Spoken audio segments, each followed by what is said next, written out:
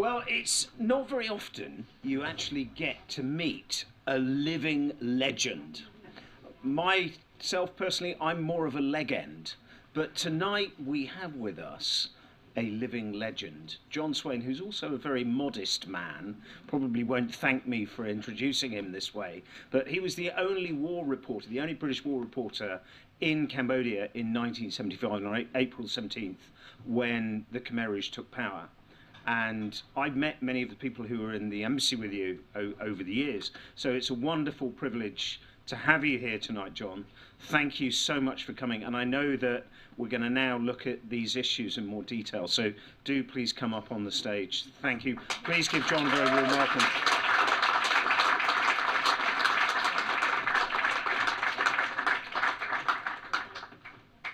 Steps this side if you prefer the step. I can give you a hand.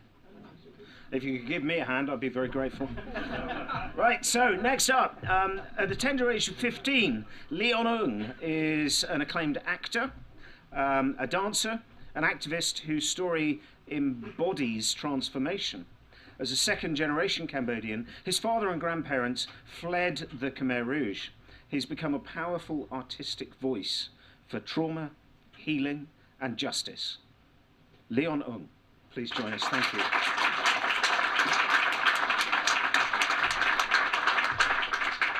So, Ashe is a Cambodian genocide survivor, the author of From Phnom Penh to Paradise, Escape from Cambodia, a memoir of resilience, escape and rebirth. At the very first Cambodian refugee to set foot in the UK, her advocacy work has amplified survivor voices.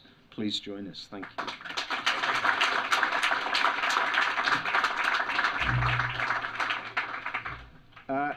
Dr.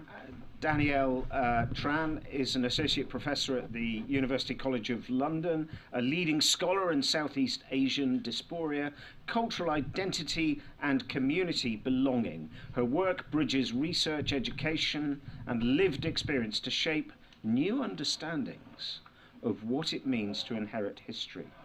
Dr. Danielle, please join us.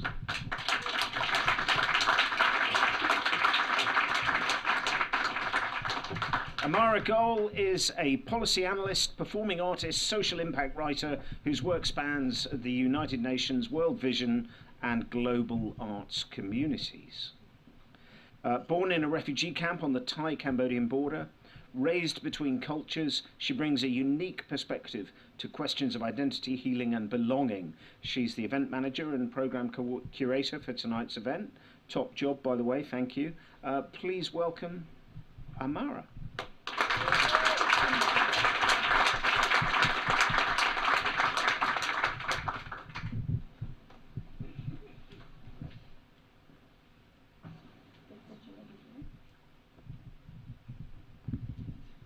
Test. Can you hear me? Perfect. So thanks for joining us today. I think for many Cambodians, identity is, it exists in many layers, right? We experience identity through family, through memory, through these identities that we have created for ourselves in displacement. All of that really sits in the shadow of what happened 50 years ago. And during the Khmer Rouge era, identity was really stripped down to its bare minimum. It was survival and silence. So I want to start by asking Look Amvar. First of all, I'd love for you to say a little bit about your experiences, because you are the first British, or you're the first Cambodian refugee to set foot in Great Britain. So if you can say a little bit about your path and briefly how you ended up here, yeah, what is it that about belonging, and where it shifted, how it shifted during your experiences during that era? I would like to start from the 17th of April 1975, when the Khmer Rouge took over the Cambodia. And when at first, we welcomed them, we were happy, because we say to each other, at long last, peace. But a few hours later, we were chased out of our house. So the whole capital were chased out and walked out the capital in every single road, in every direction. And just imagine the magnitude of chaos. We would hear children crying, lost children, hungry children crying. All elderly and infirm people were distraught. Women delivering baby along the road, begging for help. And sick people who were chased out of the hospital, some still bleeding from the operation theater, were looking quite helpless. And me, I came out with my husband away to Paris for a mission. My father was away to the front line leading a battalion of army. So I am the whole carer of my family, my blind mother and my young sibling, and after all with my 2 young daughters. But that was an end. To cut long story short, we ended up in a village where we asked to go and do slave labor, digging canal and building dike and all sort of things. And that was from dawn to dusk, with only a bowl of thin rice porridge with salt for lunch and supper. And yet, we have to sit exhaustingly sitting and listening to the Khmerus indoctrination session at night time. And that, we thought it was bad enough, but it's not. After a while, things become very bad, because they were looking for people who are educated, intellectual, or have any influence or have any effect of the Western world to kill. So that when our sense of connection finished, they tried to break all our connection. To the family, they separated the family into groups. Girl group, boy group, women group, blah, blah, and so on. And they sent them to different villages, far away from us. And my brother and sister were among them. We didn't have any communication. We lost contact. And that is when it comes to family, lost each other. We don't know who, where, and whether they die or whether they survive, if they survive, where they are, and everything. And when it comes to sense of community, there's no sense of community. One, because we know that the Khmer planted spy among us. So we don't trust anyone. Everybody, keep to themselves through fear.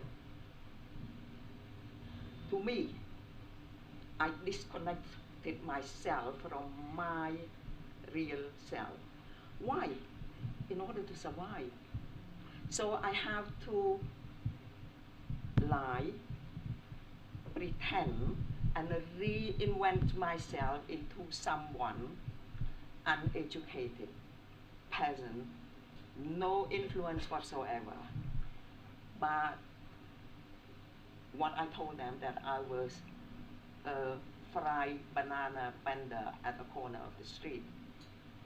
But it comes another question. Why you look fairer than normal peasant, poor people? And that went on. And so life is so difficult. And you have to think on that your feet. Because I nearly got killed once when I was called, spontaneous call, teacher by one of my former students. I had to think fast and said to the Khmerus that no, I'm not a school teacher, I am a fortune teller. Then it came a deadly challenge. He gave me his hand and said, tell my fortune. Your mic closer to your mouth. Oh, sorry, yeah, okay. And so that life went on like that. I think, thank you so much for telling us a tiny bit of your story. I think what you've said here really demonstrates well how much the sense of identity to oneself and one's community was mutilated systematically. And so it helps us to understand the distance that we have to come as Cambodians rising and unfolding from this era. It really sets the stage for how difficult you can imagine that is.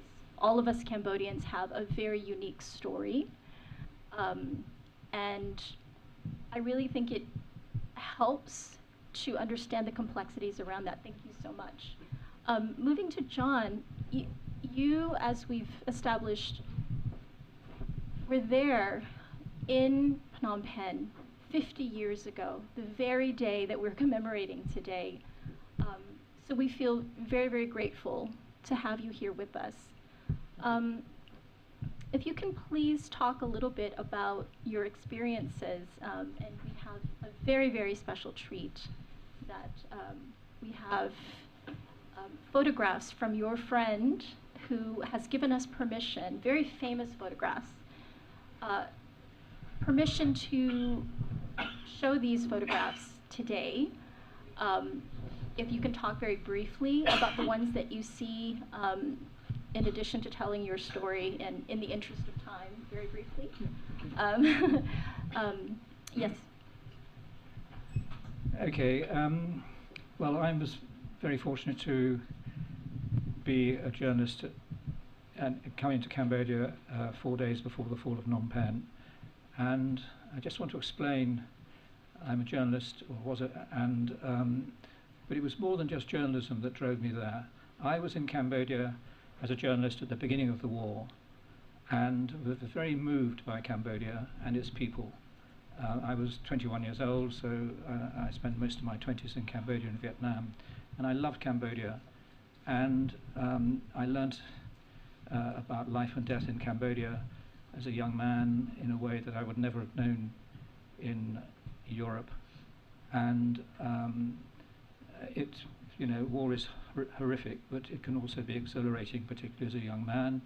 I didn't think I was immortal, but I wanted to be, and I knew it was dangerous to go back into Cambodia after the Americans left. The Americans closed their embassy. It meant that the war was going to end, and the Khmer Rouge were on the brink of taking Phnom Penh.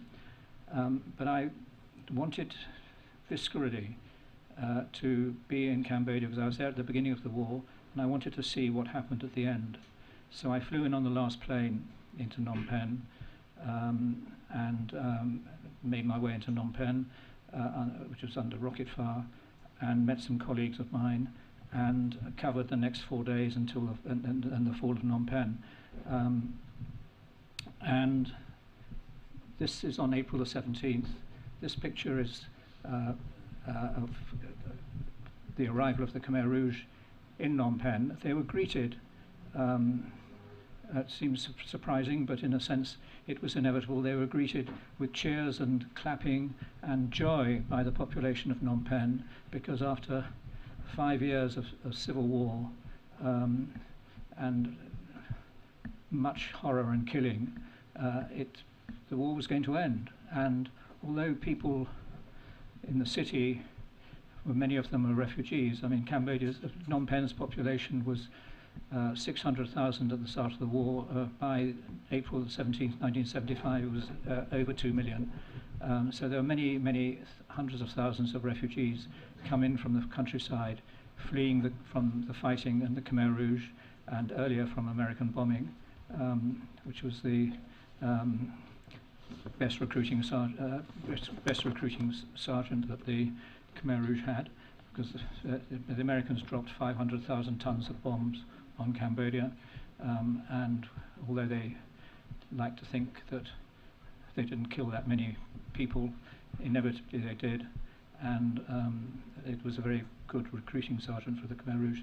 Anyway, I arrived in Phnom Penh and covered those few days, and then on April the 17th the Khmer Rouge came in, and so that's a picture of them arriving. Do we have another picture? And that's another picture of these pictures, by the way, are taken by a French photographer called Roland Neveu, who I pay tribute to because he's given us permission to use these pictures, and he was a colleague of mine. Those pictures are of government soldiers being led away by the Khmer Rouge. You can see there how young they are, the Khmer Rouge. They're being, I mean, they were teenagers, 14, 15, 16 years old, so many of them. Those soldiers have surrendered their weapons and are being led away, and undoubtedly many of them are killed, executed. Another picture. And that's the government soldiers surrendered all their weapons. That's a pile of them there, guarded by Khmer Rouge. It's a horrific picture which shows, in a way, the massive arms that was in Cambodia, which were killing people. Now this picture was actually taken by Roland in 1979, after the Vietnamese came in and the Khmer Rouge were fleeing to the border and the Thai border. And this is a very moving picture which shows a Cambodian mother. It was during the rainy season. She's drenched with water with her 3 children and a baby, who they've been walking miles and miles to get to the Cambodian border to safety. And she's arrived and she's exhausted and distraught. And I spoke to Roland about this the other day, and he told me, it's one of his most famous pictures, he told me that the children, the mother has died, and she died in, I think, in the early part of this century, but the children live in the south of France, and they got in touch with him, and so he's in touch with the children, which is a sort of happy ending to something which is very, very depressing.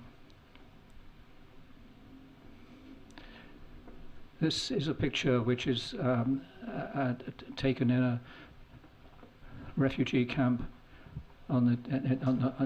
just inside the Thai border. This shows emaciated Cambodian refugees who have suffered so much under the Khmer Rouge and have made their way. You can see how thin they are, and they have, some of them, obviously many of them didn't survive.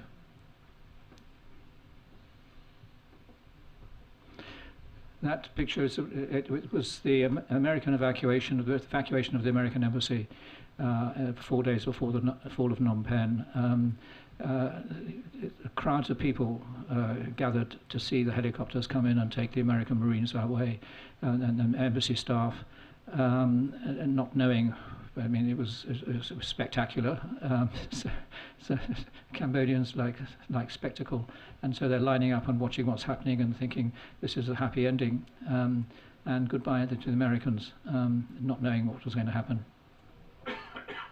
And that is a picture Roland took of the exodus of the people of Phnom Penh, the population being driven out down Monivong Boulevard, down out into the countryside, not knowing what to expect. The Khmer Rouge had told them that they were emptying the city at gunpoint because the Americans were going to bomb it, and many Cambodians in the city actually believed them, so they did that and they fled. Yeah.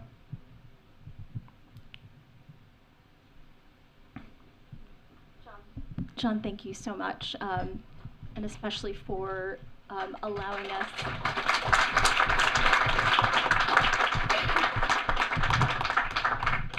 think the visuals provided here really give us a sense of the gravity on a human level, what my parents and a lot of the survivors went through.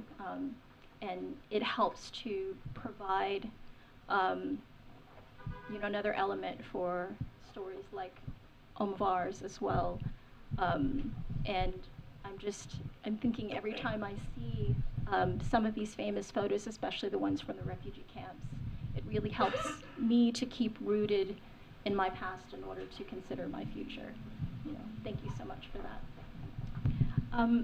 I want to move to Dr. Tran, Danielle.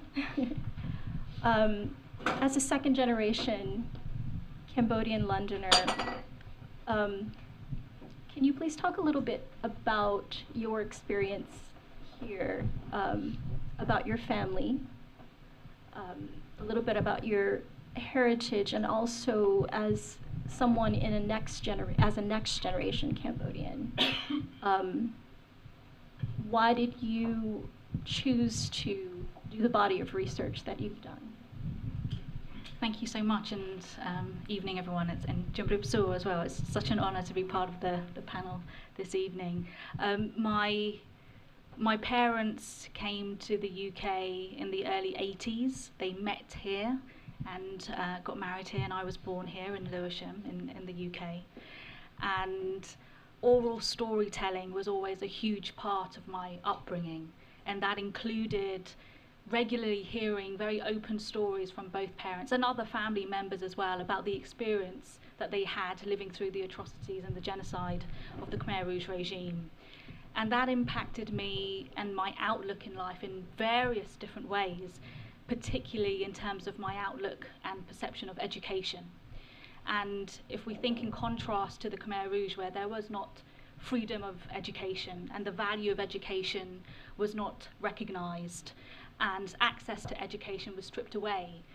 In contrast to that, I grew up seeing education as a tool for change. It was an opportunity, it was a pathway to a brighter future, and that has manifested itself in my continued passion for encouraging education, and I'm able to champion that through the roles that I've had in my career. Thank you. Thanks so much.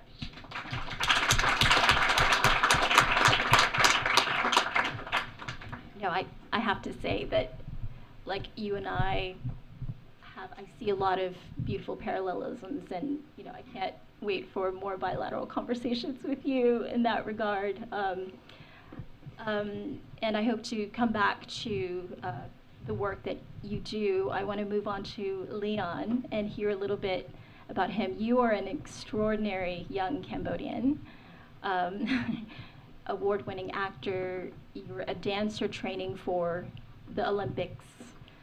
You're also an activist, and as I understand, you've raised almost £1.5 million for refugee families like yours.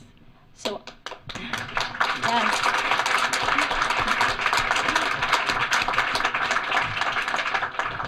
So Leon, if you can say a little bit about your family's experience and how they ended up here in the UK. Hello, Jumrup So everyone. So I'm Leon, second generation Cambodian refugee. My family, they came here on a fishing boat, actually. So my dad, he was born in Cambodia when he was a baby. And then when the Khmer Rouge, when they kicked everyone out of the capital, Phnom Penh, my family actually went back into the capital and were forced to work there because my granddad was an engineer. But luckily, they escaped and went to Vietnam. It's a long story short. They escaped and went to Vietnam, and then from there, they go on a fishing boat. But this was just a small fishing boat, and bear in mind, there was about 1,000 people on this fishing boat, and it was fully, completely packed. There was 3 levels on this fishing boat. On the top level, there was no barriers or anything, and it was stormy. The boat was moving up and down. On the middle level, there was barely any oxygen. On the bottom level, there was no oxygen whatsoever. And my grandma even told me this one story that a woman died on her when she was in the middle level because she had no oxygen, no food, And then my grandma was feeling faint as well, so she went up to the top level, and then she fainted and dropped my dad when he was a baby, and he rolled, and he was about to roll off the whole boat. Luckily, my uncle, like only 7 at the time, screamed, "Look, my brother, my brother!" And then one of the uncles grabbed him and put him back on. But yeah, so they were in the middle of nowhere. They were about to sink way off course. Luckily, a British cargo ship called the Sabonga picked up the SOS call and actually brought them back to the UK. And they lived in a refugee camp there in Sopley for 2 years until they moved out to Peckham. But yeah, I'm so grateful for like the determination and will to live that my grandparents had, because if it wasn't for that, I wouldn't be here where I am right now, like doing what I'm doing, trying to prove myself and show the world what us Cambodians as a people can do, like despite coming from humble backgrounds. Yeah, thank you.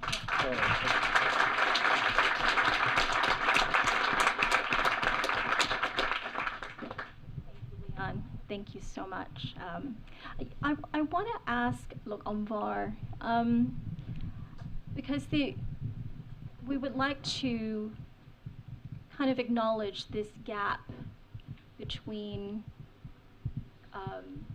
well, for intergenerational dialogue to happen, I think the question I ask myself is what has to be true for children and next generation Cambodians like myself. I'm a 1.5 generation Cambodian. I feel very privileged and lucky because my parents were talkers. They were very interested and almost obsessed with making sure that I understood the stories in my family and how we ended up here. And so I feel very lucky, and I imagine it was the same for you, Leon, in seeing the things that you've done and how connected you are to the past intentionally.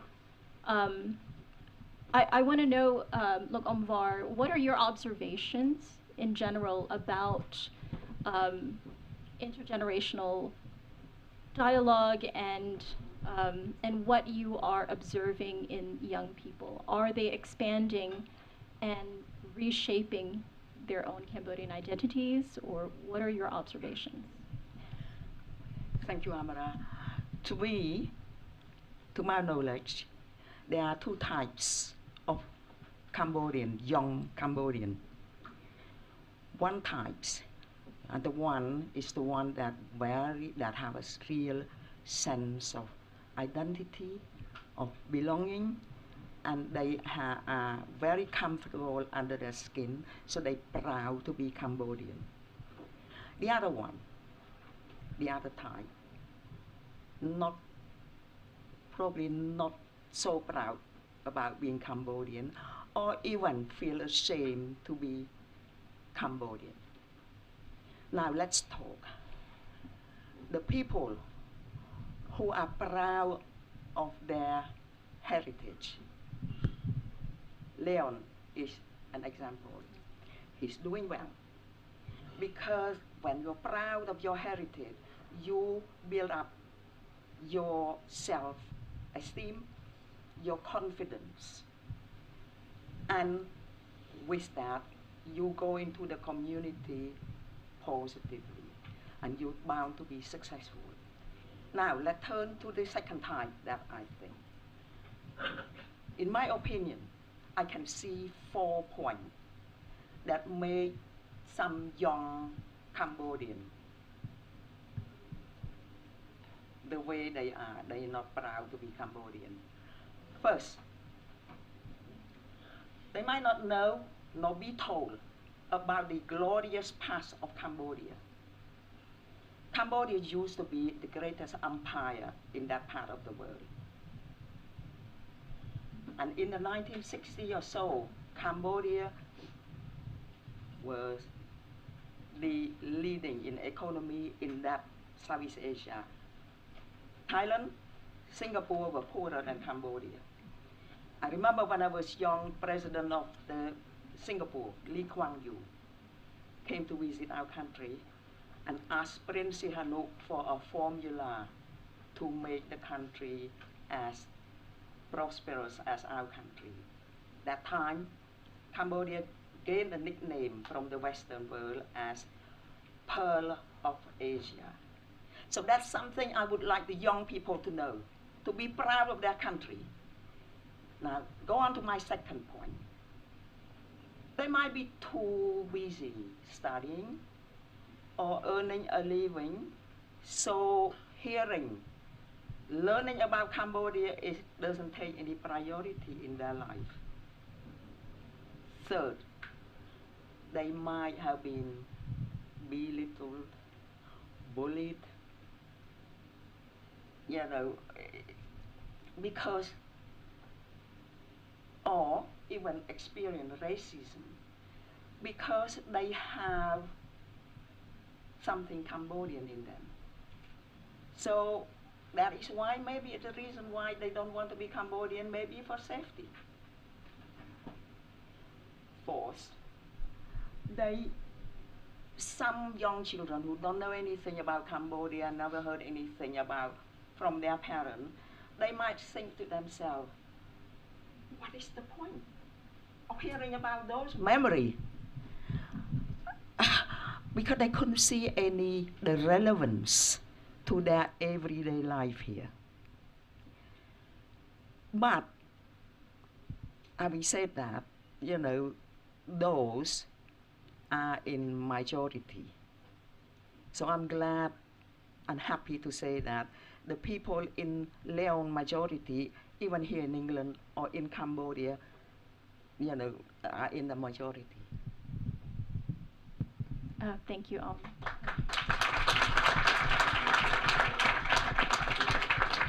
You said a lot of really important things there. I want to ask Dr. Tran, what patterns have you seen emerge when it comes to identity and belonging between these two generations? And are they consistent with what Goel says?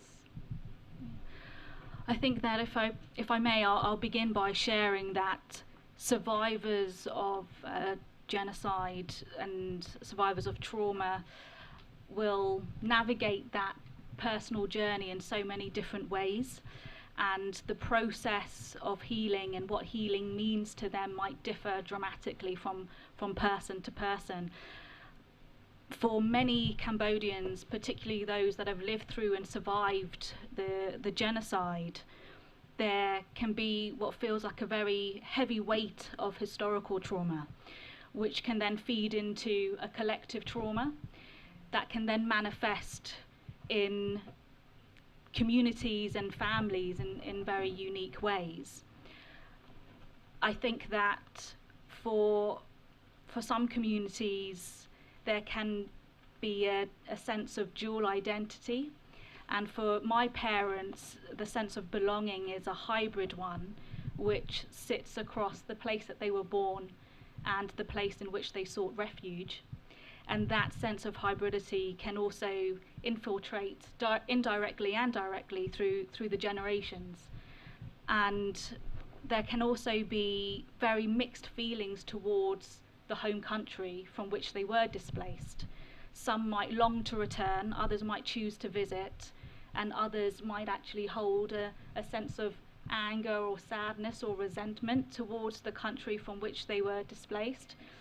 And that can lead to a choice to detach from that country, which speaks to the points that Amara raised as well.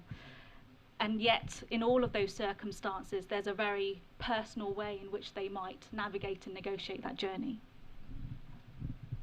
Thank you.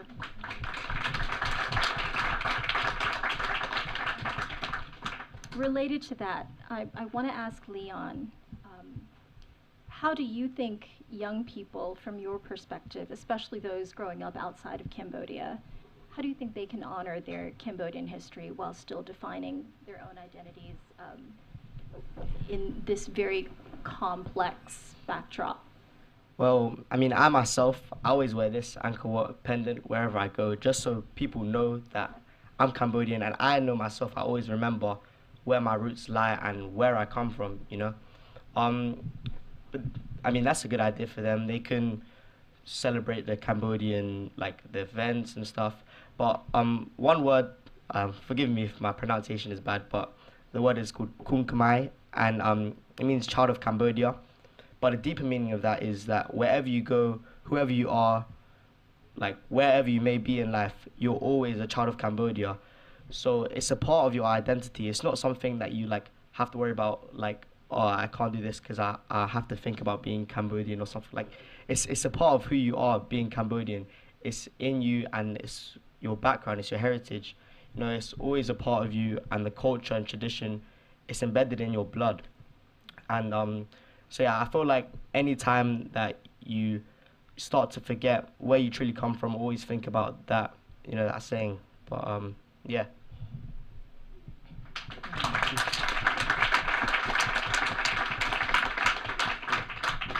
That was extremely well said. Thank you. So I can tell that you have so much to draw from, and so I wonder, look, because you're well known for telling your story on global platforms and for really spotlighting on the global stage our story. How important is it for survivors to pass down these memories? Thank you. I think it is very important that survivors of the Khmer genocide should pass on, should share their memory to the younger generation. Sharing this pain, this suffering could be painful, but it must be done. We shouldn't forget the suffering of the Cambodian people through starvation, oppression, torture, that kill a quarter of the population and that leave the rest, how many million, traumatized. I, as an example, I'm a victim of that regime. I still have, till today, recurring nightmare and deep emotional scar that come back to me quite often. So in other words, maybe to a lesser degree, I'm still suffering from it. So why younger generation need to know about that, need to be aware of that? It's only by knowing it, hearing it, and learn a lesson from it that we can have a better future for our children.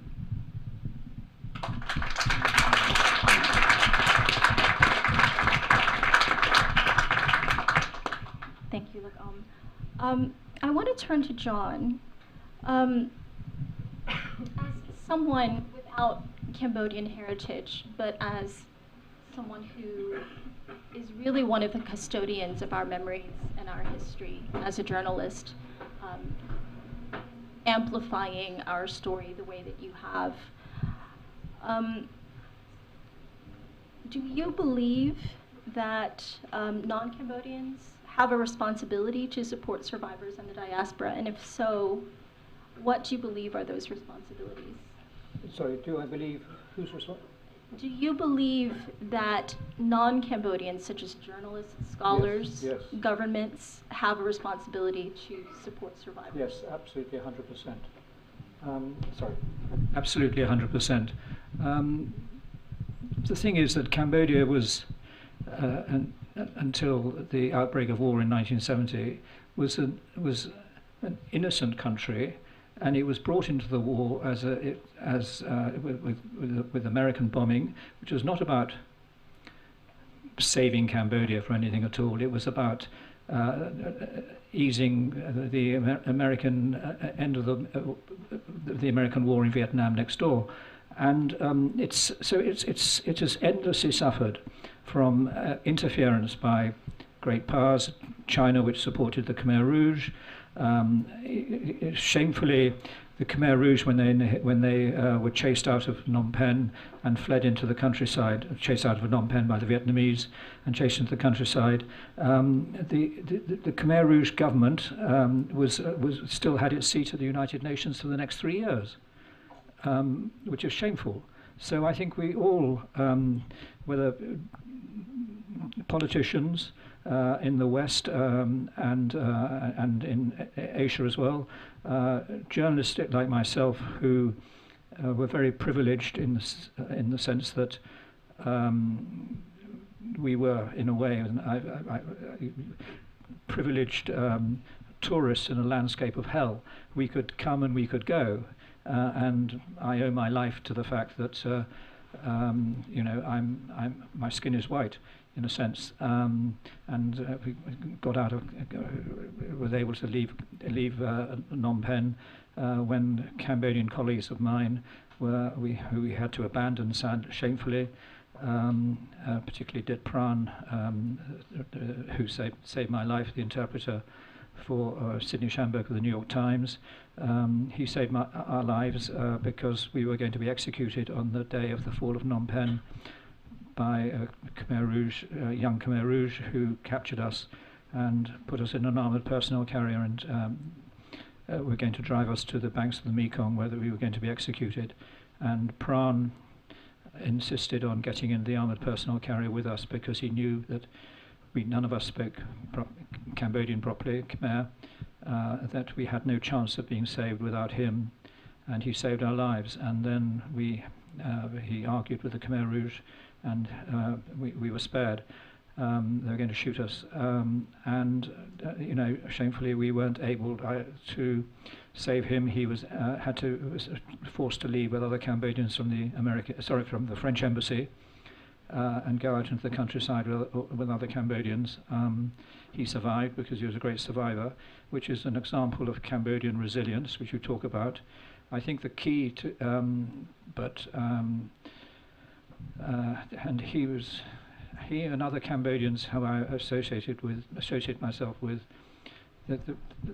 what is very moving is their sense of loyalty to a Westerner like myself, who was trying to do a job the best I could, their friendship, and I think we just have to return all of that.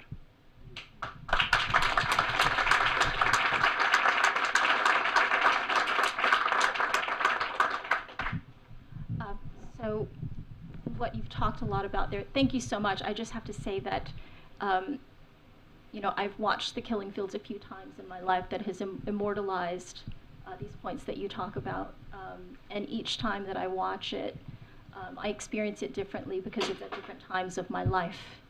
And I just want to thank you for your part of the story that really helps to create a pathway for others to understand. Even if my parents, as they say, it's a sanitized version of what they went through. Yeah. But what you spoke about earlier was really this idea of kind of an ecosystem that allows people like Cambodians to feel a sense of belonging. You're talking about different diverse actors like the United Nations and others. And so I want to turn to Danielle. What interventions do you believe or do you see as necessary to support belonging across generations and communities?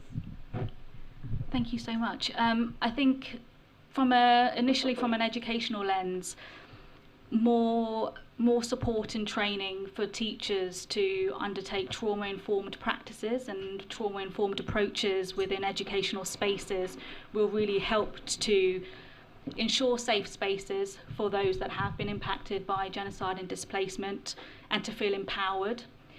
And it will extend that inclusive pedagogic practice if we take that sort of approach. From a community-based point of view, I think more dedicated spaces and funded resources and programs to support and gather and connect those that have been impacted by such issues would also be crucial to the heart of building any successful community. And if those interventions could also be interconnected with community projects, school programs, research programs, maybe even family-based intervention programs, then that holistically provides a supportive scaffold. And if those policies and interventions are complemented by anti-discrimination protections, then that would only help to further foster and enhance belonging.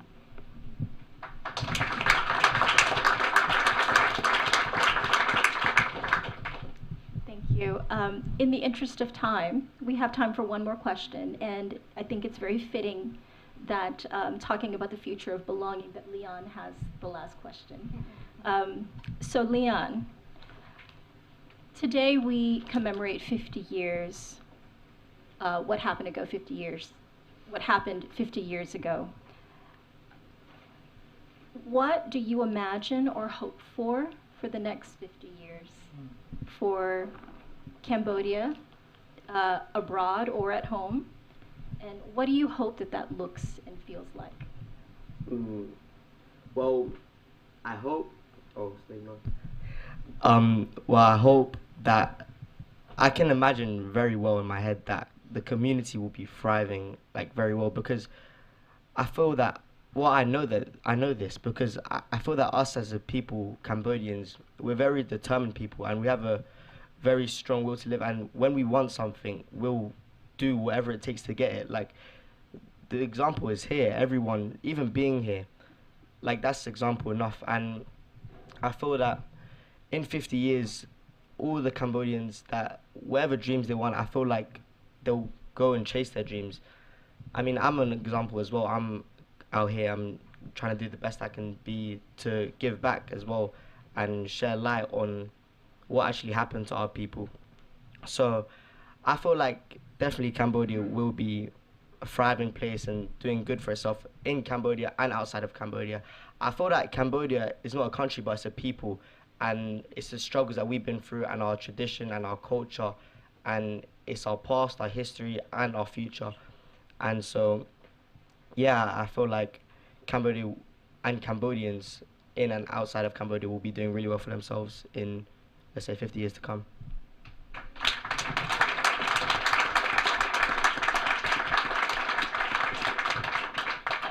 Amazingly said, Leon. I want to give my heartfelt thanks to every one of you on the panel. I think you bring something so powerful to the conversation. Thank you so much. Thank you to everybody in this room and audiences abroad who are tuning in live stream across the globe. I am cognizant that one conversation cannot provide all of the answers, but we do hope to serve as a catalyst for more important conversations to come towards that needed healing. So thank you so, so much.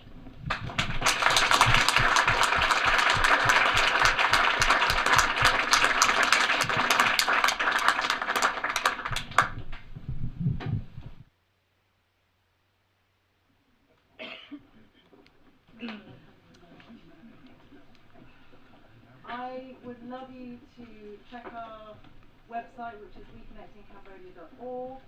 I would love you to connect with us. Continue this conversation in any way you can. I mean, I'm going to be downstairs. You know, this is really about spreading the word about Cambodia, what we do. If you meet any Cambodians, crucially, tell them that we have free DNA. We didn't quite say this or make it clear. We have free DNA to give out. We need to reach those Cambodians all around the world, in Cambodia itself, but also if you have contacts in Australia, or I mean, we're quite well set in America, but you know, any pockets of Cambodians anywhere we're trying to reach. So that's really, you know, hope with your help we spread a network together. Thank you.